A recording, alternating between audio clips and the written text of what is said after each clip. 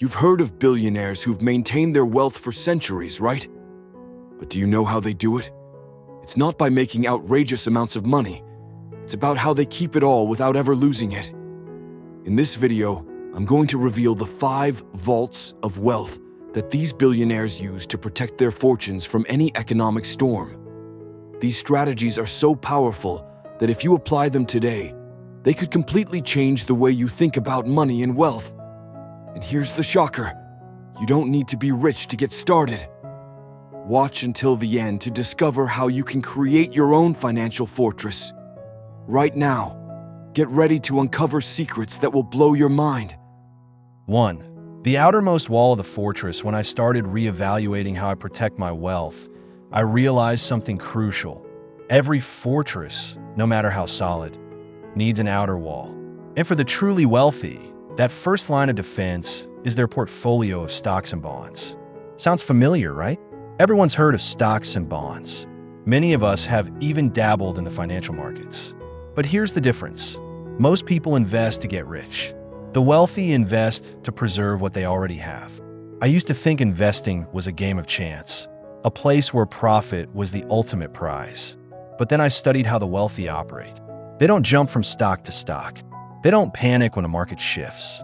They're not chasing a once-in-a-lifetime opportunity because they already live a life most people only dream of. They don't invest to hit the jackpot.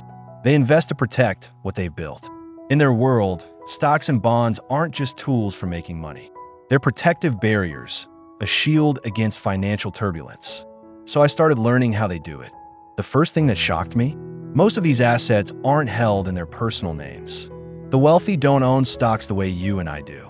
They hold them through smart legal structures, trusts, shell companies, family offices.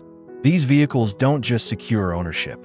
They minimize taxes, prevent asset division during crises, and maintain control over everything that matters. I remember the story of the Pritzker family, the powerhouse behind the Hyatt Hotel empire. They didn't directly own their stock. Instead, their assets were distributed across 11 different trusts, each designed with a strategic purpose in mind. And the most remarkable part? They don't sell their stocks. Not because they don't need the money, but because they understand. Selling means giving up control, losing power, and facing a massive tax bill. So what do when they need cash? Simple. They borrow against their portfolio, using their stocks as collateral. Low interest, no tax on the borrowed amount, and the core assets stay untouched, continuing to generate returns. To me, it was like stepping into a different universe. A world where you don't need to chase the market every day, but instead, design a system that runs with Swiss watch precision. Everything has purpose. Everything has order. Everything is strategy. I used to think investing was emotional, elation when things go up, panic when they crash. But the wealthy? They treat their portfolios like mechanical engineers. Calm, precise, relentlessly pragmatic. Look at how Ray Dalio, the founder of Bridgewater Associates, the largest hedge fund in the world, manages his portfolio. He didn't build it to beat the market. He built it to survive every economic storm. He calls it the all-weather portfolio, a strategy where risk is distributed so wisely that no matter what happens, his assets remain intact. That's how the wealthy think. Not, how much can I make, but how much can I keep under any circumstance? And I'm telling you this, not to make you feel small. Quite the opposite. I want you to see anyone can begin building that outer wall. You don't have to be a millionaire to invest wisely, but you do need to start seeing investing as a protective strategy, not just a wealth-building one. You need to learn how to choose solid stocks, safe bonds, and how to use legal tools to shield your assets from harm. You can start small, but with the right mindset, you'll be laying the very first stone of a financial fortress, one your children and grandchildren will one day thank you for. The difference isn't in how much money you have. It's in how you think. Think like a guardian of your wealth, not a hunter chasing opportunities. I didn't learn this from books. I learned it from life, from costly mistakes, and from watching those who know how to protect what truly matters. And I believe this with all my heart. If I can do it, so can you. You don't become wealthy by what you earn. You become wealthy by what you keep. 2. The engine room of the fortress. I used to think that the financial fortress of the wealthy was built on sophisticated foundations, stocks, bonds, luxury real estate, or million-dollar art collections. But it turns out the strongest wall in that fortress isn't built with any of those. It's hidden deep inside the engine room, the place that keeps the entire fortress alive. And that engine is private business. Not stocks, not passive investments, but actual companies they own, where they control every move of the game. It's not flashy like Wall Street, not as seductive as venture capital, but it's the source of real, stable, relentless cash flow, roaring like a truck engine on the highway. I once met a man in his 50s, quietly wealthy. He didn't wear Armani suits. He didn't drive a Tesla. Nothing about his appearance hinted at the fact that he owned 7 companies across multiple states. Pest Control Services, a chain of self-service car washes, a food packaging facility, jobs many would label as boring. But those quiet cash machines deposited money into his account every single day, every single week, regardless of what the economy was doing. You see, some things may not sparkle, but they last. A chicken packing plant in Iowa might never make the Forbes list, yet it generates hundreds of thousands in monthly revenue. A car wash chain tucked away in suburban Texas might never go viral, but it prints cash more consistently than Amazon dividends. That's the beauty of private business. Practical, yet deeply strategic. I once read a report from Fidelity showing that 79% of millionaires in America are self-made. And most of them built their wealth through business ownership. Not day trading, not crypto speculation, not flipping luxury homes. They started with an auto repair shop, a cleaning service, a neighborhood bakery, and from there, built their empires one brick at a time. Did you know the founder of Chick-fil-A, Truett Cathy, started with a tiny diner in 1946? He stayed committed to a simple fried chicken recipe and turned it into a multi-billion-dollar fast food chain that remains in family hands. Or take Sarah Blakely, the founder of Spanx. She launched from a tiny apartment, armed with nothing but belief. And yet, she became the youngest self-made female billionaire in the world. What do they all have in common? They didn't wait for the market. They created one. Once you own a business, you unlock 3 advantages most lifelong employees never experience. First, money doesn't disappear. It simply takes different forms: equipment, customers, contracts, and steady cash flow. Even if you haven't sold the business yet, the value is still there, sitting quietly, waiting. Second, your asset appreciates over time. Unlike a car or phone that loses value every year, a business, if operated well, becomes more valuable as time goes on. A service company with 1,000 loyal customers? That's a goldmine no bank would hesitate to lend against. And third, you can make money while retaining full control. You don't have to sell what you've painstakingly built. You can live comfortably off monthly cash flow. That's exactly why many successful entrepreneurs borrow against their business rather than sell it outright. I remember Warren Buffett once said, "The best business is a royalty on the growth of others." What he meant was, when you own a great business, you don't need to do much. The cash just flows.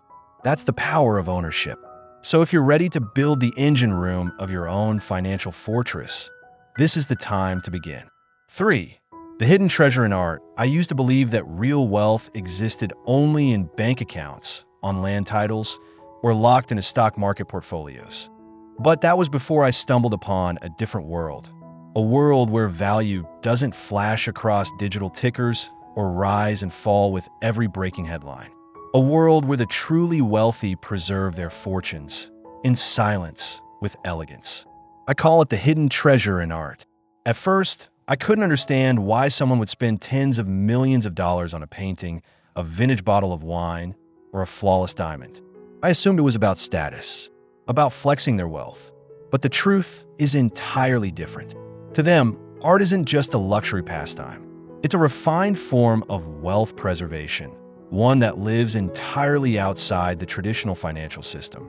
While most of us are busy chasing interest rates and S&P 500 returns, those at the peak of the financial pyramid have already shifted their assets into things time can't erode. They choose art, rare wines, and fine jewelry, not just for their beauty, but for their timeless resilience.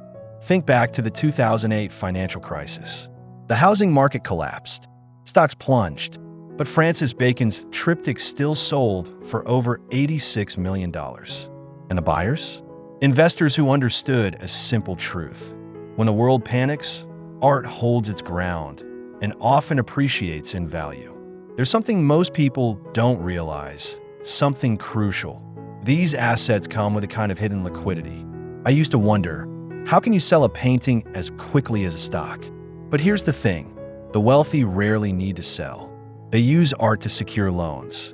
A Basquiat painting or a Warhol piece can easily serve as collateral for a multi-million-dollar credit line. They keep both the artwork and the cash. One move, two wins. I was stunned when I heard the story of Emily and Michael Rales. They started collecting art in the 1980s, driven purely by passion. But over the years, their collection quietly grew into an empire worth hundreds of millions. When financial markets turned volatile, they didn't flinch. They simply had their pieces appraised, put them up as collateral, and access capital to invest elsewhere, all while their artwork continued to appreciate. I chose that path as part of my wealth protection strategy, not because I aspire to be an art critic, but because I've realized the rich don't just know how to make money. They know how to keep it in ways the average person rarely considers. So if you're looking for a place to shield your wealth from inflation, from rising interest rates, from market instability, stop staring at the numbers on your screen. Look at the frame of a painting, the curve of a vintage wine bottle, the cut of an unpolished diamond. Because in those places live values that money can't define, but time always honors. For the unshakable foundation of a fortress, after learning why art, vintage wine, and fine jewelry have become invisible vaults for the ultra-wealthy, I began to see a familiar field with new eyes: real estate. If art is a spiritual value wrapped in beauty, then to me, real estate is a physical foundation, solid, silent, and capable of bearing the full weight of a financial fortress for those who understand the game. And truthfully, no painting, no matter how expensive, can compete with the triple power of real estate: appreciation, cash flow, and tax advantages. I still remember reading about a suburban neighborhood in Austin, Texas. 10 years ago, it was just empty land. Today, the homes there have tripled in value. I thought about the first families who moved in, purchasing their homes for just $150,000. Now, their properties are worth over $500,000. They didn't have to do much. The market worked for them. That's the first power of real estate. Value grows with time. Then I realized something else. In real estate, money doesn't just come from waiting. It also comes from working the asset. A long-term rental property can bring in steady monthly income, like a private pension. And if you're flexible, short-term platforms like Airbnb or VRBO can help you maximize your returns, especially in tourist-heavy cities. Your property isn't just sitting still, it's working, generating profit for you. What truly stunned me, though, was something my financial advisor said. He smiled and asked, "You know what the best part is?" I shook my head. The government actually encourages you to own real estate. I didn't believe him until I dove into the world of tax deductions, depreciation, renovation costs, mortgage interest. That's when it hit me. Many wealthy entrepreneurs in America, like real estate mogul and author Grant Cardone, have openly said that it's these very tax benefits that allow them to retain more from their investment cash flow. But the surprises didn't stop there. In the world of the ultra-rich, there's a quiet strategy, one most people overlook, but it's remarkably effective: leaving the property empty. No tenants, no business operations, no residency registration. This allows them to sidestep many local legal entanglements while maintaining full, uncontested control over their assets. Take a look at London, one of the most expensive real estate markets in the world. Since 2016, the number of vacant homes there has doubled. In New York, on the prestigious Billionaires Row, nearly half the luxury condos have never been lived in, though every unit is owned. Why? Because to them, these aren't homes, they're vaults. Just like we lock money away in safes, they lock value in silence. I used to think leaving a house empty was wasteful. But now I understand. For those playing at the very top of the financial pyramid, silence can be the most effective shield. Not everyone needs rental income. Some buy just a hold to anchor wealth in place, and they do it quietly. And finally, what makes real estate timeless is its power to transfer wealth across generations. Not everything you leave behind will hold its value after 30 years. Cash can lose purchasing power. Stocks can swing wildly. But a home, a piece of land, if chosen wisely, can preserve, grow, and shield wealth from economic storms. I'm reminded of the story of Robert Herjavec, one of the investors on Shark Tank. He once spoke about how his parents bought a modest home when they first immigrated to Canada. Back then, it wasn't worth much. But by holding on to it and continuing to invest, they laid the foundation for the family's empire, starting with nothing but a plot of land and patience. Real estate isn't always flashy. It's not always making headlines. But to me, it is the unshakable foundation of a financial fortress. It's not just a way to create wealth. It's how you protect a legacy, how you preserve a lifetime of hard work. So if you're looking for a sustainable path forward, a place where your assets don't just exist on paper, but something you can touch, walk into, and know it'll still be there tomorrow, start with a foundation. A piece of land, an apartment, a single brick. Because from that one step, you're not just building an investment, you're building a future. 5. A legal fortress to protect wealth for generations after I laid my financial foundation with real estate. A fortress that not only generated income, but also stood firm against market storms. I came to a realization. To preserve what I had built, I needed a system that was not only strong, but permanent. Because earning wealth is hard, but keeping it, and more importantly, passing it on to the next generation without it being diminished or destroyed by taxes, lawsuits, or family disputes, is the real challenge. I've seen too many families torn apart over hastily written, vague wills. Assets sliced and scattered. A lifetime of sacrifice from parents becoming the very seed of conflict. And I refuse to let the sweat I poured into building this legacy become the reason my children lose their bond with one another. That was when I began exploring another kind of fortress. A legal system both intricate and incredibly effective, designed to protect wealth for a lifetime, and far beyond that. I started with trusts, a structure that allows me to transfer asset ownership to a legal entity that manages those assets for the benefit of others. It sounded complicated at first, but in reality, it's an extraordinarily flexible strategy. It lets me decide exactly who receives what, when they receive it, and under what conditions. No more bitter arguments after I'm gone. No more tax shocks crashing down on my loved ones. If I needed something even more robust, something that didn't rely on any individual, I'd choose a foundation, a legal entity that exists independently, much like the philanthropic funds created by billionaires like Bill Gates or Warren Buffett. These foundations aren't just for giving back. They're structured to ensure the values those founders believe in are preserved and carried forward across generations. But why should I care about all this while I'm still alive? Because if I don't plan now, the law will do it for me, and the law will never understand what I truly want for my family. A mentor of mine in the financial world once told me, the wealthy don't just know how to make money. They know how to protect it, legally, but with a wisdom far beyond what most people understand. I realized how true that was when I studied offshore companies and shell corporations. At first glance, they may sound shady, but in reality, they're completely legal tools. These structures are set up in specific jurisdictions to optimize taxes, preserve privacy, and, most importantly, allow me to move assets across borders without barriers. That's how global corporations like Apple, Google, and Amazon operate. They don't just make money in America. They know how to safeguard their capital through global legal systems. I used to think only the ultra-wealthy needed strategies like these. But the truth is, because I'm not ultra-wealthy, I need to be even smarter. I need a plan. I need strong defenses. One powerful example is billionaire Sam Walton, founder of Walmart. Before he passed, he established sophisticated trusts that allowed him to pass his entire fortune to his children without triggering estate taxes. As a result, the Walton family has remained among the wealthiest families in America for decades. That story made it crystal clear to me. Building wealth is one thing. Building a system to protect that wealth, that's the ultimate move. It's no coincidence that the global elite, from Warren Buffett to Elon Musk, all have legal teams dedicated to setting up trusts, foundations, and asset protection strategies across the world. And me? I may not be a billionaire, but I still have the right to choose the wiser path. Don't wait for trouble to strike before you start thinking about protection. Don't let everything you've worked so hard to build disappear simply because there was no succession plan.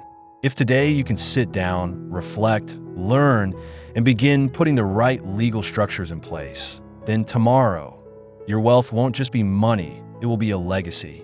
A real financial system doesn't stop at making money. It must know how to keep it, guard it, and pass it on. And to do that, we need more than just action. We need vision. Long-term vision. 6. Conclusion from Making Money to Keeping It. I used to believe that as long as I was talented and hardworking, money would come and life would eventually get easier. But after years of relentless work, after watching my account balances soar, I came to a painful realization. Making money is just the first round of the game. The real battle is keeping it. Millions of people out there, just like the old version of me, live under the illusion that smart investments are enough. They make millions from business ventures, stocks, real estate, only to watch it all vanish within a few short years. They don't go broke because they lack the ability to create value. They fail because they don't know how to protect what they've built.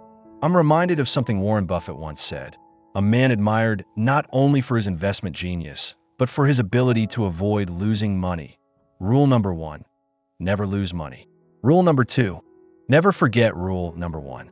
Keeping money is just as important, arguably even harder, than earning it. The problem isn't financial intelligence. It's structural weakness. So many high-profile individuals, from famous artists and elite athletes to entrepreneurs once featured on the cover of Forbes, have gone bankrupt. Not because they stopped making money, but because they failed to build a solid system to protect their wealth. I once worked with a man who made tens of millions in the tech industry. He founded a startup valued at over $200 million. But when his company got hit with a lawsuit, his personal assets got dragged into the legal storm. The court froze his accounts, and he lost everything. Not because the product failed, but because he hadn't set up a legal structure to separate his assets from risk. That experience shook me. I asked myself, if something like that happened to me, what would I have left? That question changed everything. I began studying how the truly wealthy preserve their fortunes. They don't let their money float in personal accounts.